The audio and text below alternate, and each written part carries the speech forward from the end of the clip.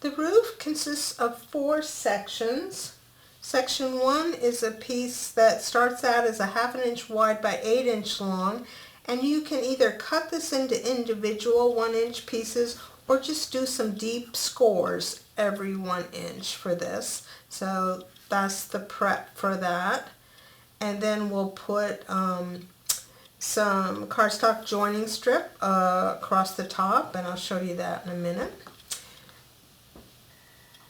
Section 2 are trapezoids, and these are cut, they're 1 inch tall. The base is 1 inch and the top is 5/8 of an inch. And so there's 8 of those, and they get joined together like this. And then we'll also have some tabs on the top of this section. Section 3, they're kind of small. They're a 1/2 inch tall. They're 5/8 of an inch wide at the base and 1/4 of an inch wide at the top. Now when I lay these out on a piece of a long strip of chipboard, I just use scissors to cut these small pieces apart. That will be accurate enough for what we're doing. And then these just get joined into a ring like this. And then we have a little 5/8 inch chipboard circle for the top. So I'm going to do some preliminary joining of things, adding some tabs, and then I'll be back to show you how it goes together. So before I put the sections together, I wanted to show you an easier way to stick together some small parts. Now I've just laid out some 1.5 inch tape and put 2 sections of the second part of the roof together, and then for the 3rd section I've got this on a piece of 2 inch tape. I think you could have fit it on a piece of 1.5 inch tape and just put them side by side. So then I'll just trim this off and then we'll be able to put things together.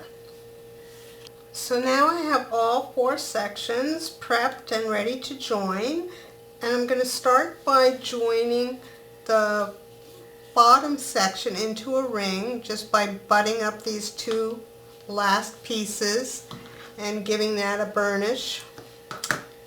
Now I had already added tabs to all the top parts there, so I'll go ahead and make the second section into a ring again by just butting these 2 pieces together and giving that a good burnish. And now what I usually like to do is just pick one and join it, then skip one and put the next one on, skip one, put the next one on, and then we're back at the beginning and can fill in the ones that we skipped to begin with. And then just reach inside of here and burnish each one of those sections together. And I'm going to just push these tabs down a little bit out of the way. And here's my little ring. This one is practically flat, but it has some dimension to it. And we'll just join that one on the same way.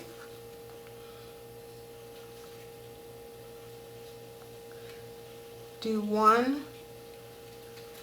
Make sure everybody's kind of bent down out of the way or they'll be aggravating. This one is so small you can pretty much do the whole thing at one shot. And then just reach in there and burnish the best you can. And then up here I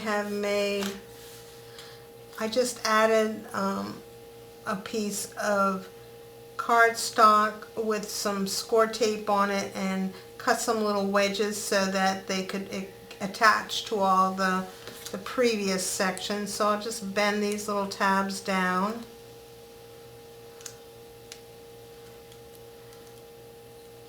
And then we can stick this guy in.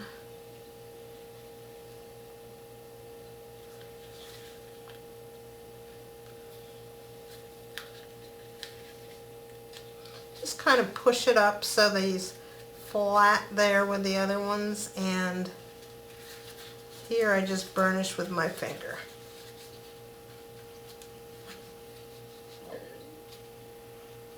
So now we have the structure for the roof made. Next we'll add some decorative paper. I'm going to demo how to make the pattern paper for the roof of the light by using a piece of cardstock, just because I think it will be easier to see. Now we really only need a 5-inch circle to do this, so you need a smallest size piece of paper you could do this would be a 5-inch square. I'm using a 6-inch square. So to start with, I want to draw a cross on this paper centered. So here on my 6-inch paper, I've divided it in half and then half this way. And then on my mat here, I have a 45-degree angle. If you don't have that, you can just connect your corners. So you want to connect your corners because we basically want to end up with our paper divided into 8 portions. And then we want to draw a 2.5-inch radius circle. So I've set my compass to 2.5 inches. Put the point in the center, and I'm just drawing a 2.5-inch circle. And then we need a 2-inch circle, so you can either set your compass to a 1-inch radius, or if you have a circle template, you could use that, either one.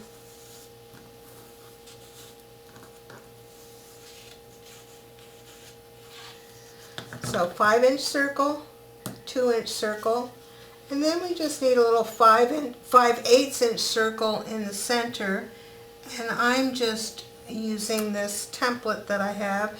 If you don't have a template, try to find something around the house that's about 5/8 of an inch in diameter. It can be slightly bigger, and draw that circle in the middle. Now you want to draw these lines dark enough so that our next step is going to be to put some score tape on top of this so that you'll be able to see these lines through score tape. And then just pretend that I have covered my 5-inch circle and a little bit extra with score tape. So now I'll cut out my circle. Now that I have my circle cut out, I need to do some more marking. And what we want to do is put our pencil point at an intersection of one of our straight lines and the 2-inch circle. And then line up a straight edge so that it hits the outside of the 5/8 inch circle. So I can just see the edge of the 5/8 inch circle here, and I'm going to draw a line from my 2-inch circle to create a little wedge down here. So again, what I'm doing is putting my pencil point on the intersection of this line and the 2-inch circle, putting my straight edge so that its edge is even with the 5/8 circle, and drawing a line so that I create a wedge. And I'll repeat that all the way around. And then our cutting,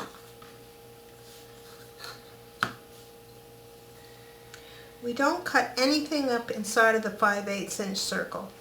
We start our cut at the top of a straight line and the intersection with a 5/8 inch circle, and we cut all the way to the edge. And then we cut the wedge out. So that we've cut the wedge and then up to here. I'll do that one more time.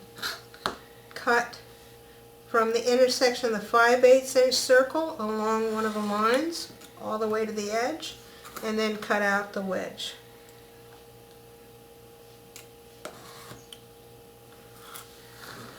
So you repeat that all the way around. So I'm going to do that with a piece of pattern paper, and then I'll be back. So now I have my pattern paper cut, and I've inked the edges. You don't need to ink the outside circular edges. And I've also removed, I've cut very lightly and removed the score tape backing from the 5/8 inch circle. And I drew a line centered on one of the fins, and so that we can remove half of that backing to begin with. And I've marked that fin on the outside so I know which one it is. When we go to put the paper onto our roof, of course our 5/8 inch circle will match up, and we want to put these lines about halfway in between the lines on our roof. Now it's not crucial if it's exactly halfway, just somewhere like that. So I've just got it lightly tacked down at first so I can see if I've got it centered on there.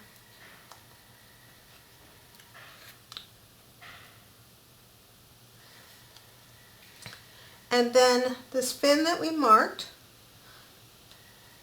I'm going to remove the score tape backing from this side. And the way we're going to put this down is that this left side should look straight. Now for the first one, we're eventually going to want to put something underneath it. That was the reason for leaving backing there. So when we pull it down, I'm bisecting, and I'll draw a line here. I'm just coming halfway in between these panels, and I'm keeping this edge straight with that edge. Now there isn't any we're not removing the backing yet, so just kind of hold it there halfway and then bring this other side down.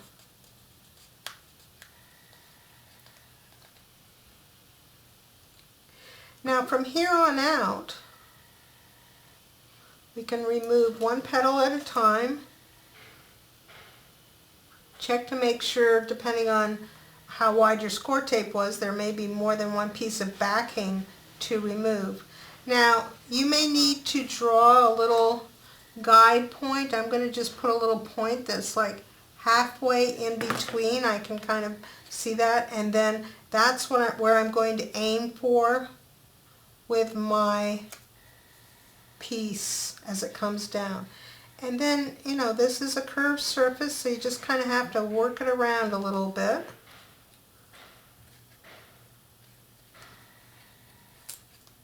Just do it lightly at first. We may need to make some relief cuts. And now I'm just going to work my way around the remainder of the dome. Now, when I get to the last unattached one, it's going to sneak underneath this first piece that we had here. So I'm just going to remove the score tape backing from that piece as well. And then we'll just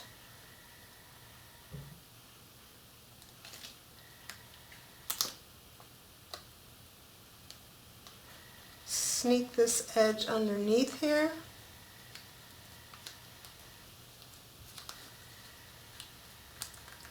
And then we can put down the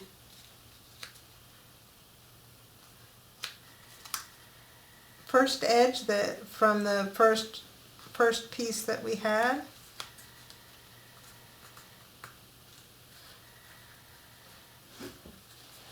Now you can see it's a little roughly down here at the bottom, so what we can do is just come in and with our scissors, as soon as I find mine, here they are, and just make some relief cuts. They should probably line up with where our pieces are.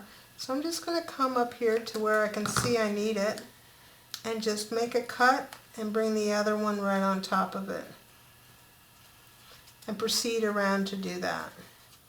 Now I must not have had mine perfectly centered because I'm a little short on this side and it doesn't matter, but I want to trim off any overage that I have. So I'm just going to take my scissors along this edge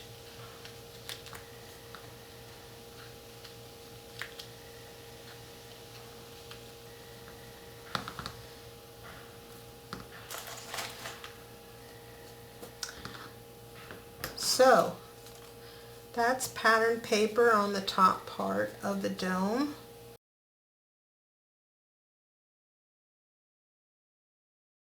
Now we're ready to decorate and then attach our inner trim for the roof. And this is our piece that is 8 3/4 long. And we want to do some scoring. And I just use my trimmer for this. And we're going to trim unequally because if we're going to do 1 1/16 and then 1 1/8 and follow that pattern, because if we did all of 1 1/16 it would be too small, and if we did all at 1 1/8 it would be too big. So if you just take on your trimmer and line up the first edge with 1 1/16 past the 1 inch and score that, and then take that score mark and line it up with 1 1/8 and score, and just follow that pattern all the way across and until you have your strip all scored. And then we want to join it, and I've just got some little pieces of cardstock that I can use for that. We'll just butt these ends together and give that a good burnish. Now at this point you've got a choice. You could, this piece is going to go on our dome like so. And you could either cut a 1/2 inch strip to go around the outside and just before you put this on, ink the top edge. The bottom edge is not going to show. Or you can wrap and cover up this top edge. So I'm going to do the second, so I've cut a strip that's 1 inch wide, and I'm not sure exactly how long I'm going to need it to be. So I've put score tape on both sides, and I'm going to remove the score tape from the bottom edge and just start. And I think I'll work on top of the dome just so I'll keep it in the right shape. And I'm just going to wrap this around.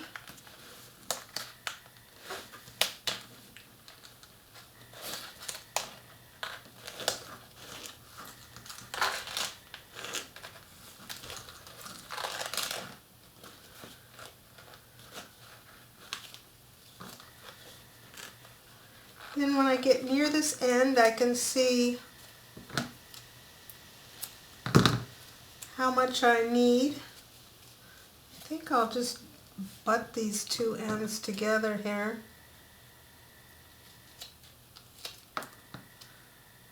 I cut it a little bit long to begin with so that I can cut it more accurately. So then I'll have a nice join there at the back. I'll ink that edge so that you can't see it. And then we can remove this, make our little notches, and wrap this to the inside.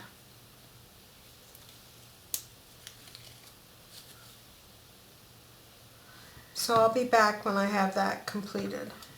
So I have my ring completed.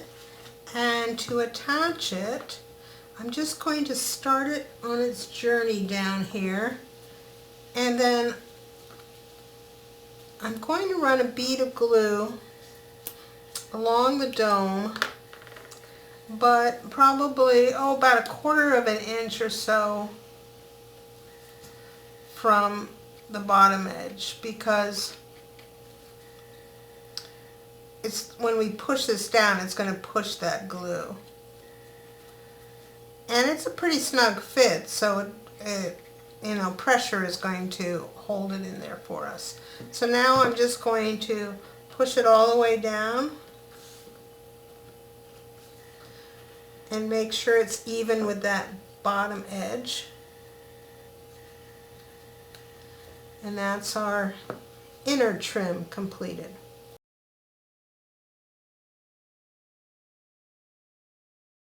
The outer trim is very similar to the inner trim. We have to score at a different interval. This piece is 9.5 inches long, and we're scoring at every inch and 3/16, every inch and 3/16. And then I've cut a piece of pattern paper that is 1 1/8 inch wide, because we want to wrap both the top and the bottom of this piece. And then I scored it at 5/16 inch and then 1/2 inch past that. So I'll make that ring just like I made the inner ring, and then I'll be back. So I finished covering my outer trim, and now we're ready to install that. And I'm going to make sure that wherever I have the seam on the outer trim, I put that in the same place as the seam on the inner trim. I'm just going to kind of get this started over the outer trim. Now when this comes on, I'll pull it down and you'll see where we're going.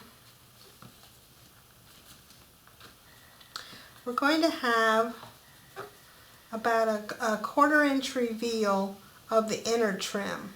Now you can either draw a line if that would make you more comfortable, or you can just use your eyeball to measure that 1/4 inch and get it straight. You have your little tabs here on the inside. If they went on straight, they may be able to help you as well. So I think what I'll do is put this, I'm going to put the glue on the edge. I'm putting it about 1/8 of an inch from the bottom edge, I would say. So that again, if it gets pushed, it should stay behind our piece.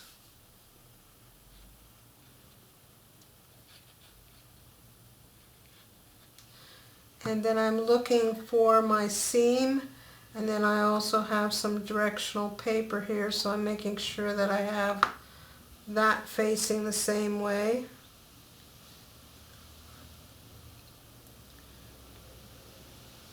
And we can kind of just put this in. A couple little squeezes, and just don't push it too far. And look for your 1/4 inch reveal, and have a toothpick or something handy in case you've got any glue that needs to be adjusted. And then we'll let that set up and dry.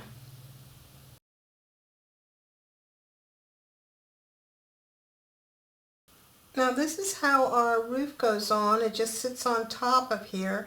Now it's a little bit loose, so I think I'll add a strip of chipboard, and I've cut this about 3/16 of an inch. I just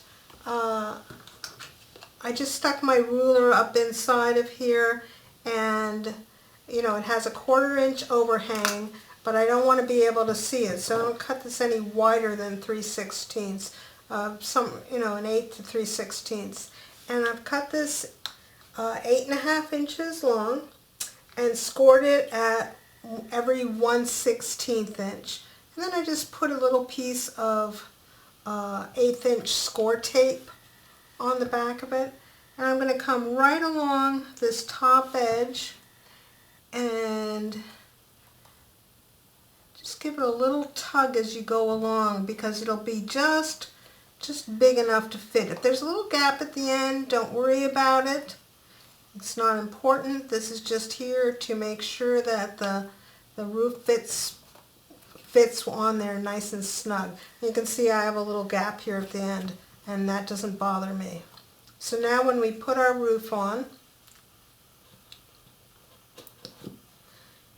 it doesn't wobble around. And then our last step for the roof is to add our little finial, and you can paint it or color it, whatever, however you desire, and then just glue it onto the top here and allow that to dry thoroughly.